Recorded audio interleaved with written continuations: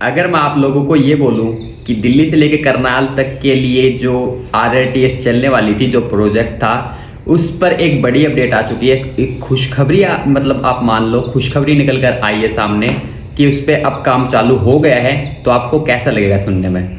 तो मैं मजाक नहीं कर रहा हूँ, सच में इस पे अब एक बड़ी अपडेट आई है और इस पे काम चालू हो चुका है। तो वो क्या है बड़ी अपडेट, मैं इस वीडियो के अंदर बताऊंगा। अगर चैनल पर नए आए हो तो चैनल को जरूर सब्सक्राइब कर लो, लाइक कर दो वीडियो को और एक अच्छा सा कमेंट कर दो कि आप कहाँ से इस वीडियो को देख रहे हो। तो चलो मैं ज़्यादा टाइम खराब करूँगा नहीं आप लोगों का।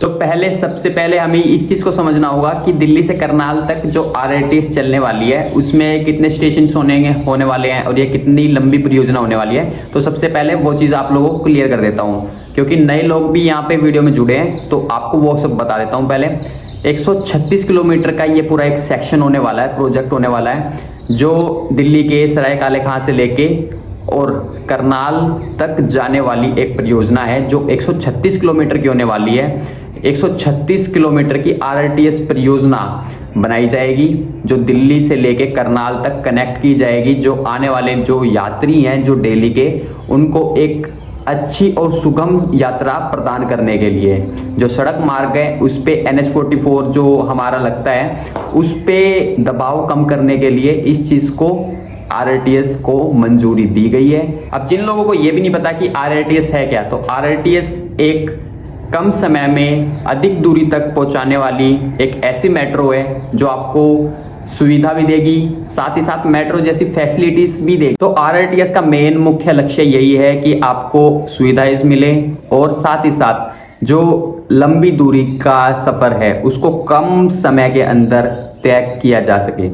तो अभी पहला सेक्शन हमारा खुला भी था दिल्ली से लेकर मेरठ तक, जो फुल्ली ऑपरेशनल अब कर दिया गया है। मेरठ एक ही ट्रैक पर, यानी जो आरआरटीएस का जो कॉरिडोर बनाया गया है दिल्ली से लेकर मेरठ तक का, उसी पर मेरठ मेट्रो भी चलाई गई।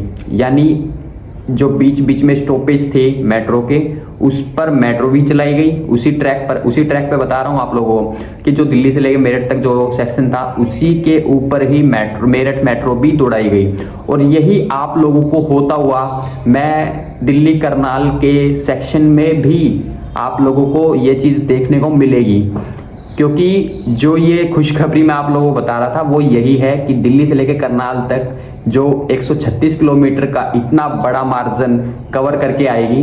तो एनसीआरटीसी इतनी बेवकूफ़ तो देखो है नहीं कि मतलब वो मेट्रो नहीं सोचेगी इस बारे में।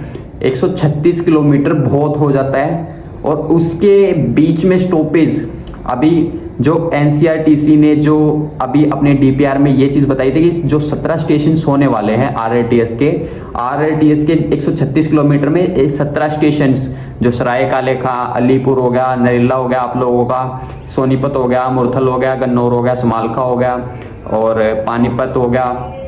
तो ऐसे 17 स्टेशन हैं, उसके बारे में मैं आपको बाद में बताऊंगा, लेकिन आपको ये चीज बता देता हूं कि इस पे ही मेट्रो भी चलेगी। इस तरीके से इस प्रोजेक्ट को डिजाइन किया गया है। और साथ ही साथ आप लोगों को यह भी बता देता हूं कि इसका जो काम चालू हुआ था वो हुआ है आप लोगों का अभी सोयल टेस्टिंग का काम।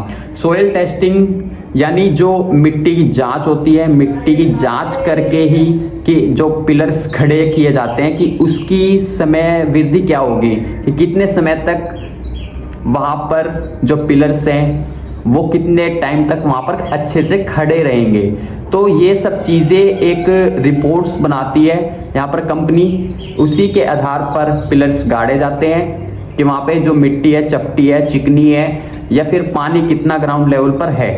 और आप लोगों को फ्यूचर में जो अभी रिठाला की रेड लाइन आ रही है जो दिल्ली मेट्रो की है, वो आप लोगों को कुंडली, जो एक कुंडली एक स्टेशन पड़ रहा है यहाँ पे रेड लाइन में भी पड़ रहा है आप लोगों का स्टेशन, और साथ ही साथ एनसीआरटीसी की जो आरआरटीएस आ रही है उसमें भी, यानी आरआरटीएस में भी एक स्टेशन कुंडली का पड़ रहा है। तो इसको एक जंक्शन भी बना सकते हैं बीच में, क्योंकि दोनों को एक कनेक्ट करने वाली है। और साथ ही साथ मेरे को लगता है कि फ्यूचर में इस स्टेशन को इसलिए बड़ा बनाया जा रहा है क्योंकि जो ये जो कुंडली का स्टेशन है यहाँ पर येलो मेट्रो भी होते हुए, क्रॉसिंग करते हुए आप लोगों को दिखती हुई नजर आ जाए तो आश्चर्यचकित मत होना, क्योंकि कुंडली एक ऐसा स्टेशन बनने वाला है जो साथ ही साथ तीन लाइनों को कनेक्ट करेगा, यानी आरआरटीएस को भी कनेक्ट कर देगा, येलो लाइन को भी फ्यूचर में कनेक्ट कर सकता है, और रेड लाइन और आरआरटीएस तो है ही। तो येलो लाइन पे अगर उसमें हो जाए तो आपको हैरान होने की बिल्कुल भी जरूरत नहीं है उस चीज़ में। तो यही एक छोटी सी न्यूज़ मेरे को आज आप लोगों को देनी थी कि आप लोगों का काम चालू हो चुका है। और मेरे को अब ये चीज़ अच्छी लग रही है कि यहाँ पे सोइल टेस्टिंग का काम चालू हो चुका है। अभी सेंटर ने इसको अप्रूव नहीं किया है इस प्रोजेक्ट को, लेकिन मैं उम्मीद करता हूँ कि जल्द से जल्द इसको अप्रूव कर दें यहाँ पे सेंट्रल गवर्नमेंट, और साथ ही साथ इसका कार्य भी जल्द से जल्द स्टार्ट हो, क्योंकि अभी तो सोइल टेस्टिंग की जो रिपोर्ट होगी उसके आधार पर इस प्रोजेक्ट को आगे बढ़ाया जाएगा। बाकी सब अप्रूवल्स हो चुके हैं, हरियाणा गवर्नमेंट ने भी इसको अपना अप्रूवल दे दिया था पहले ही। दिल्ली से लेके पहले पानीपत तक इसको बनाया जा रहा था, लेकिन इसको ध्यान में रखते हुए करनाल तक इसको एक्सटेंड कर दिया गया है। इस प्रोजेक्ट को 136 किलोमीटर का जो ये कॉरिडोर होगा, इसमें आपके 17 स्टेशन होंगे, और इसको एक इस तरीके से बनाया जाएगा कि आपका सफर जो दिल्ली से लेके पानीपत तक होने वाला है वो आप लोगों का 40 मिनट तक पहुंचा देगा आपको। मतलब 40 मिनट के अंदर आप दिल्ली से लेके पानीपत तक पहुंच सकते हैं, और 55 या फिर 58 मिनट के अंदर लगभग इतना ही कुछ, मात्र 1 घंटे के अंदर आप लोग करनाल तक जा सकते हैं। तो इतना फास्ट अगर आप सड़क के माध्यम से जाते हैं तो सड़क आप लोगों को 2.5 घंटे करीबन लगा देती है, 2.5 घंटे में आपको पहुंचा देती है। और ट्रैफिक भी जाम मिल जाए आपको तो उसका तो अलग ही फिर बोल दो। 2-2.5 घंटे आपको मिनिमम मान के चलो आप, अगर आप सड़क से जा रहे हो तो एनसीईआरटी ने कुछ सोच के इसको प्लान करके, क्योंकि फ्यूचर को मद्देनजर रखते ही इन प्लान्स को बनाया जाता है कि आगे ज़्यादा से ज़्यादा यात्री यहाँ पर आके जुड़े। और मैं आप लोगों को ये भी बताना चाहूँगा, जो NH44 है उसके साथ ही साथ इसको बनाया जाएगा, और कहीं से इसको नहीं बनाया जाएगा। जो NH44 है उसके साथ में ही इसके पिलर्स गाड़े जाएंगे।